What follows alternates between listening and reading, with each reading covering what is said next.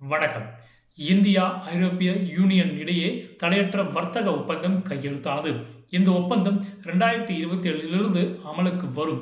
இந்த ஒப்பந்தம் அனைத்து ஒப்பந்தங்களுக்கு தாய் என ஐரோப்பிய யூனியன் தலைவர் உர்சுலா வான் டெர் லேயன் வர்ணித்திருக்கிறார்.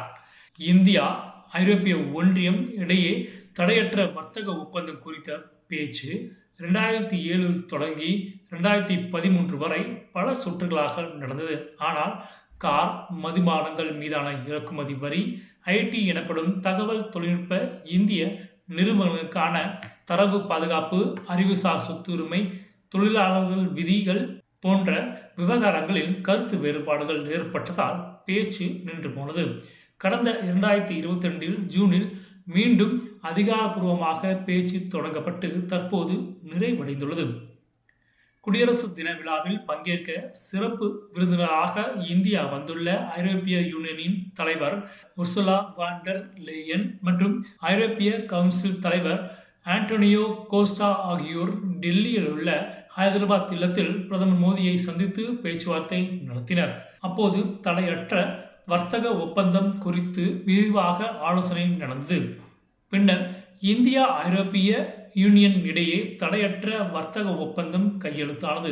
இந்த ஒப்பந்தம் அனைத்து ஒப்பந்தங்களுக்கு தாய் என குறிப்பிட்டு பிரதமர் மோடி, ஐரோப்பிய யூனியன் தலைவர் உர்சுலா வான் டெர் லேயன் இதனை அறிவித்துள்ளனர்.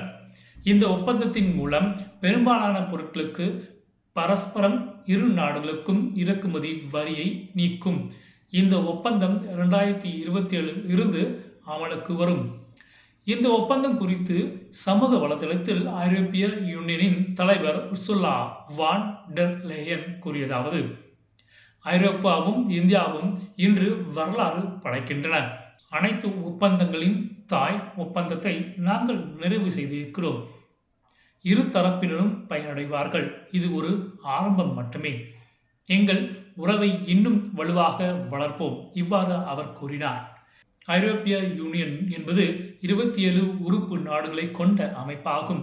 இந்த அமைப்பில் இடம்பெற்றுள்ள நாடுகள் Austria, Belgium, Bulgaria, Croatia, Cyprus, செக் குடியரசு, Denmark, Estonia, Finland, France, Germany, Greece, Hungary, Ireland, Italy, Latvia, Lithuania, Luxembourg, Malta, Netherlands, Poland, Portugal, Romania, Slovakia, Slovenia, Spain, Sweden ஆகியவை ஆகும்.